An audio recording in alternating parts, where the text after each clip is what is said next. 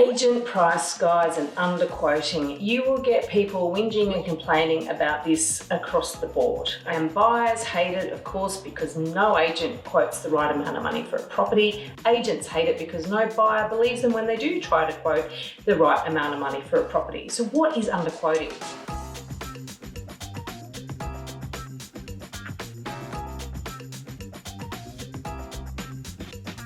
Let's separate it out.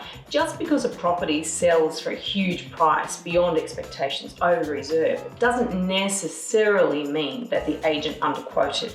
What underquoting is when the agent deliberately looks for ways to actually quote a property at a really low price as bait advertising, if you like, to get more buyers involved.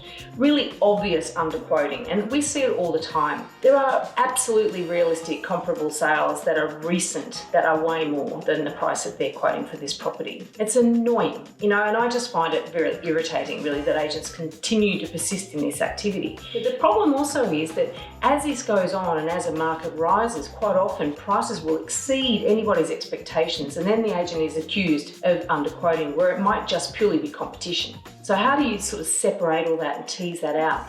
Because the problem is, with more competition and FOMO that drives the market, of course, the more of these outrageous results are achieved, the more agents sort of shrug their shoulders, throw their hands up in the air and say, well, I can't price the market.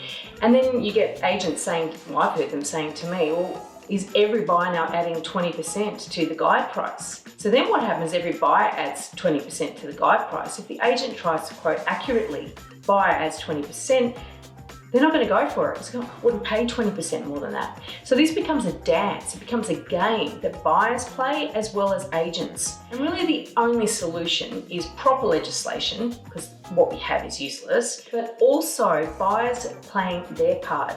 You as a buyer, you need to do your research. You need to know what prices are so that you can judge whether the agent is underquoting or overquoting. It's your responsibility. You're about to shell out hundreds, if not millions of dollars on this property. You do need to take some of this on you to make sure that you're well researched when you enter the market. Now, I'm all about furthering this conversation about truth and trust and transparency in the real estate industry. There's not enough of it. So if you want to join the conversation, leave a comment below.